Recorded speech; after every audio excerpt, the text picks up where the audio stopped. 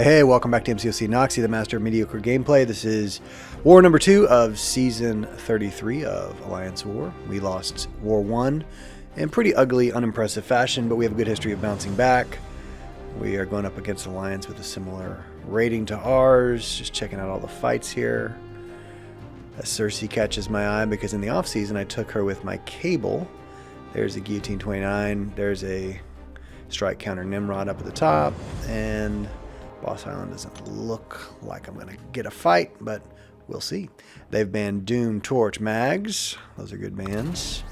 I'm going to bring in the old faithful trinity of Cable, Warlock, and APOC. They've served me well on my path. I've been playing Path 1 for the last 2 seasons now. And here we've got a big old Hulk.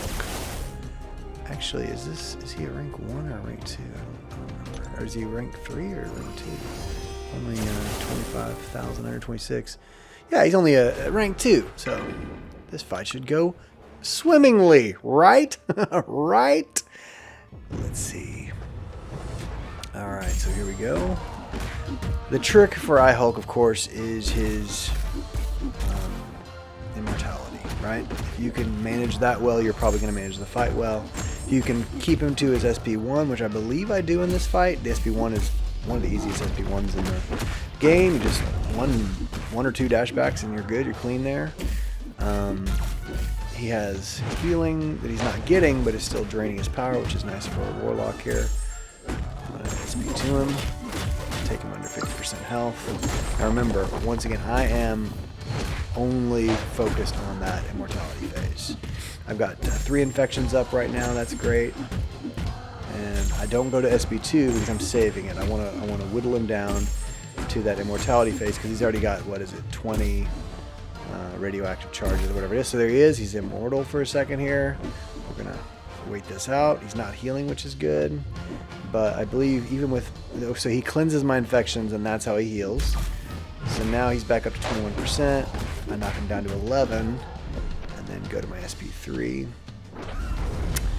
And that's all she wrote. That's going to do it for old iHulk rank 2. The fight wouldn't be any different with an R3, obviously. It's just a little longer. But the strategy is the same. If you can't keep him under the 15 radioactive charges, the immortality is going to cleanse whatever debuffs you've got on him. And he is going to bounce back. And you've got to back off when he's in that second or second and a half of healing up. Because he will end you. So here we've got a rank 5, probably SIG 200 magic. And I'm going to take it with APOC here on a masochism node. I didn't know if this was going to be a tricky fight. I mean, magic's pretty predictable. I didn't think any sort of combination with the nodes was going to make it any harder. So I didn't even swap out my tech boost. So I was just like, yeah, just rank 3 Paco should just crush her. I'm going to take a little bit of damage just because of limbo. There we've got a little over 1,000 a second there. So I know I'm just going to smash her down though. SP1 takes her down to 32% health. She jumps back to 41 because of limbo. And just damage this young lady. And I think one more SP1 does the trick. I'm not even waiting for limbo to finish. I'm just like, yeah, I'll stop damage her. There she goes. So got me down to 87%. And I think, if memory serves, that may be my last Paco fight for the war. I love fighting with Apocalypse. He's so fun. He's so versatile. He answers so many tricky questions, right, that the war map brings to you. Paco's exceptional. So here we got this Cersei. Now I took a Cersei on this node, this exact node combination. In off-season, I did it with Cable. And I have yet to use Cable in a real fight that wasn't a cleanup. In War, this is my 2nd season with my new Alliance. Before this, I'd been off Alliance War for several seasons, so I'm still knocking the rust off. But I know Cable can do so much degen damage. I don't know Cersei that well, but I know her specials are not that tricky. They're just a couple dashbacks, it's not that tricky. But right here, I was like, oh man, does she have insane limber or something? Like, what's happening here? Am I going to be able to get this heavy off? And I will. I'll be able to get it off, but she's healing. Which I knew she'd heal, but my degens have to land. She's glancing them right there. So she glanced.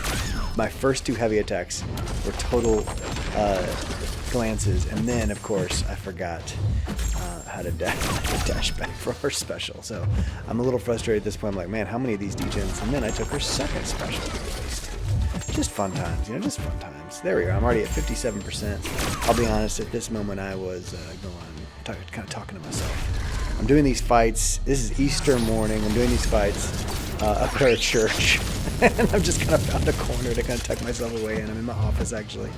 And so now I'm at 51%. And I'm just sitting there going like, oh, man, I'm going to lose this fight because I'm a knucklehead. So here we go. There we go. Saw the special one coming that time. Like any decent fighter should. There, I heavy her, but she glances everything off. She's healing, but not healing just a ton. So there we go. Her special again. Bonk, bonk. Special into that. Still all glanced out. No degen. Here we get some degens. There we go. 2 degens on her. Unblockable, but I evade it. There we go. Very good job there. But I am down under 50%, and she is now under 40%. Got 4 degens on her. This is looking good. It's starting to feel good. I know this is my only cable fight, so all I need to do is make it through this fight. There we go. And I didn't even wait. The degens would have taken her out, but I went red, and instantly goes, man, no way. I'm going special 3. We're gonna end this right now. I could have just sat there and waited for another 1.5 seconds maybe. But nah, let's just end it. Let's just be safe. I've played this fight too poorly. Now here's Guillotine 299, who is a very tricky fight to me. I still have not ever mastered when she's going to go into the cloak. Digicloak, there she goes. Catches me right there instantly. Very first, 5 seconds of the match, I've already gotten smacked around by her Digicloak, tricking me. I like to push her to her SB2 if possible, but I'm draining her because I'm Warlock and she's trying to heal, which is not great. Not awesome for this fight, actually. I want to push her to her SB2 because that one's much easier for me. So here she goes to her SB1. Power drains me, even though it doesn't hit me. And, everyone loves to fight her with Mag, right? Of course, Mag was banned, so this is my next best option. And Warlock is a pretty awesome second choice for a fight, right? So the fight's going just fine. Man, I just took a full 4 hits right there. That's not great. She's not healing, so my infection's doing its part. Then she hits me on SP1. Man, this fight was just not going like I wanted. And then I'm going to end up finishing off here in just a second. Just a little parry. Boom, boom, boom. There she goes. It took me down to 47% health. And so, like I said, it's Easter morning. Feeling good. Resurrection's in the air, right? Feeling like a second life is around here. And I wait for a while. And then there's this shared boss strike counter Nimrod. And none of my teammates are taking him. I've waited for over an hour. And I think I'm supposed to take him. No one's asked me to, but I know Warlock can take this fight. This wasn't assigned to anybody. It's really just like whoever feels comfortable and whoever's got the best option. Last season, I took this fight. I had suicides on last season, and I just ended it so much better. As you're going to see, there goes my invul boost. Boom. Got him down to 82. I'm just going to be absorbing these SP1s. I did not feel comfortable dexing them. SP2 is incredibly powerful if it hits you, but much easier to dex once you realize the slow timing of it all. So there he goes, unstoppable. I'm trying to keep an eye on that, but there's so many timers. There's 2 right now, but then every once in a while there's a 3rd, and I'll be honest, I don't know what the 3rd is, and it keeps confusing me. I'm doing my best to kind of keep track of it. So there's 3 gray timers now, and now he goes unstoppable. So I'm just trying to keep an eye on it. He's winning the health battle in a big way right now. I'm getting a little panicked, I'll be honest. Get 2 infections up on him. I'm not feeling good about this.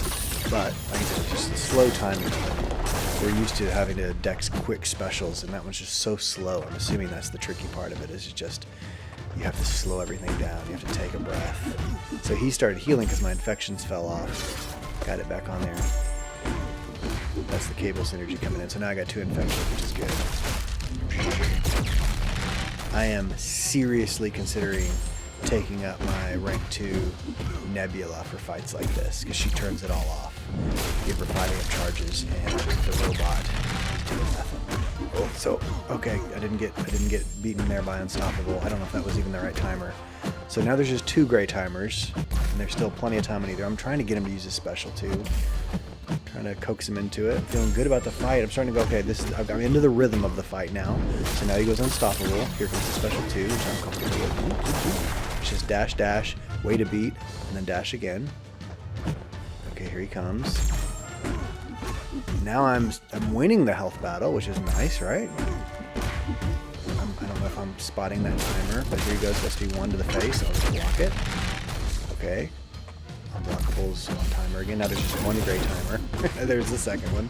And they keep popping up and down. Like, if they would all just stay on the 1 row, it would make it so much easier for me to keep track of. Because as I glance up there, sometimes, see, there it was his Unstoppable was on the 2nd row, and I missed it for a millisecond. He caught me, of course. It was the millisecond that he charged in that I missed.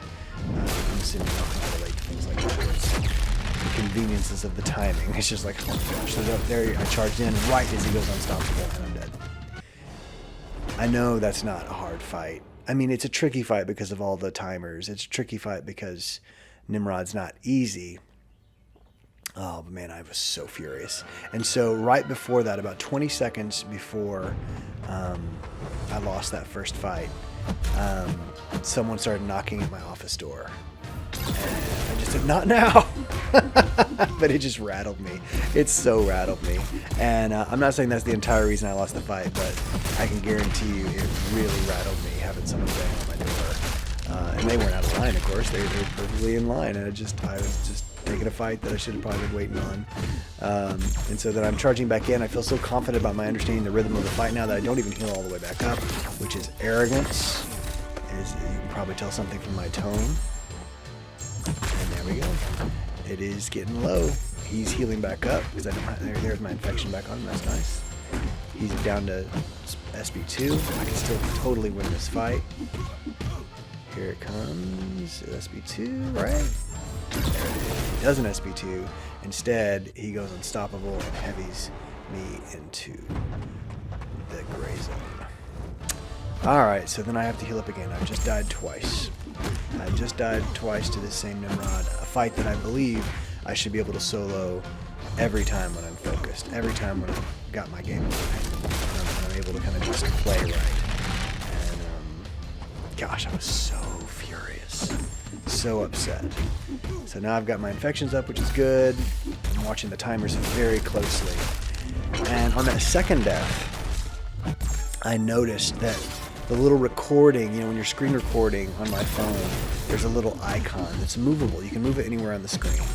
But it was kind of right where the Unstoppable Armor icon popped up. And I think that's why I missed it, but I'm not entirely sure. I just noticed it was in the exact wrong spot.